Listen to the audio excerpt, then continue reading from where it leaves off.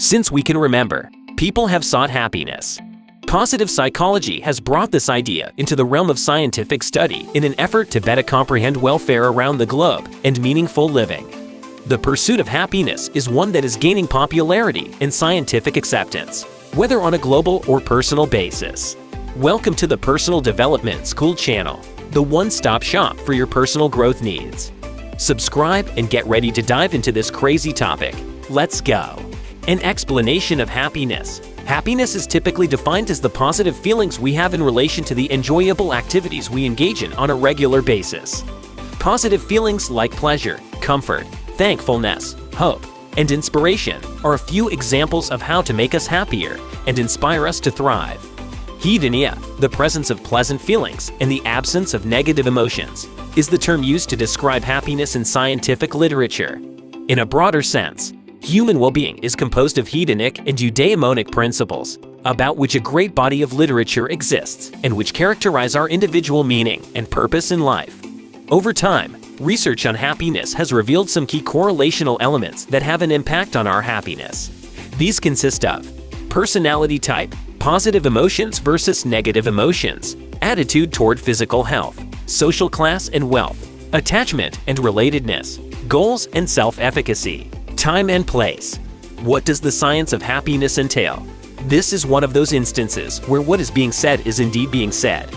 It is all about the science of what happiness is, how to experience it, what happy people do differently, and what we can do to feel happier.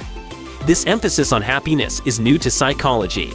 For many years, essentially ever since psychology's establishment as a science in the mid to late 1800s, the emphasis has been on the less enjoyable aspects of life. The field concentrated on pathology, on the worst-case scenarios, and on the potential pitfalls in our daily lives. The vast majority of money and research, however, was devoted to people who were battling the most: individuals with severe mental illness, mental illnesses, or those who have endured trauma and tragedy. Although there was some focus paid to well-being, success, and high functioning. While helping those in need is clearly admirable, there was regrettably a lack of understanding of what could be done to elevate everyone to a greater level of functioning and enjoyment. Positive psychology altered everything. The focus on the positive aspects of life, including what thoughts, attitudes, and behaviors make us more productive at work, happier in our relationships, and more fulfilled at the end of the day, suddenly found a place at the table. Numerous fresh discoveries concerning the positive side of life have been made possible thanks to the study of happiness. The scientific study of workplace happiness. Numerous studies have been conducted on the effects of happiness at work. A large portion of this is motivated by businesses looking for a method to simultaneously increase productivity, recruit fresh talent, and gain positive press. Who wouldn't want to work for or conduct business with a company with a happy workforce? After all, although the exact level of employee happiness that should be achieved for maximum effectiveness, productivity, and health is still up for debate, there are a few things we do know about the consequences of a content workforce. People who are content with their occupations are less likely to quit, less likely to miss work, and less likely to act in unproductive ways while they are there. People who are content with their occupations are more likely to act in ways that foster a joyful and productive workplace, as well as being more likely to be physically and mentally healthy. Job performance and happiness are related, and the relationship probably goes both ways. For example, happy people do a better job, and people who do a good job are more likely to be happy. Higher customer satisfaction, profit, productivity, lower staff turnover, and a safer work environment are all linked to unit or team-level pleasure. Generally speaking, a contented workplace is a more successful one. The goal of world happiness. Richard E. Sterlin conducted research on the connection between wealth and happiness in the field of economics. A new way of thinking about wealth and happiness was inspired by the E. Sterlin paradox, which states that money does not purchase happiness. Bhutan decided to pursue a happiness policy in 1972 rather than concentrating on economic growth measured by its gross domestic product, GDP. This small country has since been among the happiest, ranking among countries with far greater income. The value of happiness in today's society is being recognized and supported by more international organizations and states. As a result, the United Nations invited countries to participate in a happiness survey, which produced the World Happiness Report, a foundation for guiding public policy. The Bhutan Kingdom's efforts and their gross national happiness campaign led to the United Nations establishing March 20th as World Happiness Day. As a think tank focused on guiding economic development and policy for the improvement of human well-being, organizations like the New Economic Foundation are playing a significant role. One of the people who inspired the United Nations General Assembly to adopt happiness measures is Ruud Veenhoven, a leading figure in the field of scientific happiness research. Veenhoven is a founder member of the World Database of Happiness, an extensive scientific database that compiles happiness indexes from all over the world. This group's goal is to offer a coordinated data collection that is interpreted consistently using a body of research and a theory of happiness that has been verified by science. Happiness indices. You might be asking yourself at this point, is happiness something that can be measured? This question has consumed the careers of many psychologists, and the short answer is yes. Positive feelings, the lack of unpleasant emotions, and life satisfaction can all be used as indicators of happiness. Since it is a purely subjective feeling, only the people who are experiencing it can accurately describe their happiness.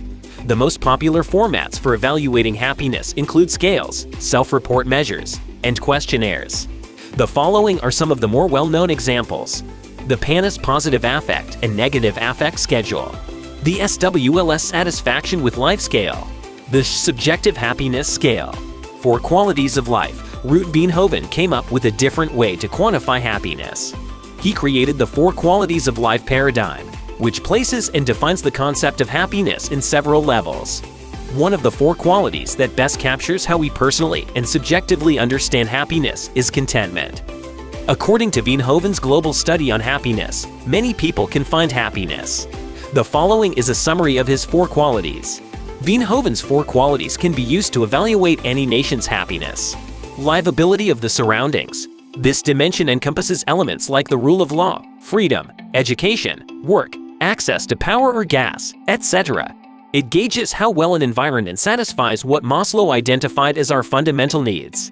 Lifeability of individuals. Law, freedom, education, employment, access to electricity or gas, and other things are included in this dimension. The degree to which an environment satisfies what Maslow identified as our fundamental needs are measured.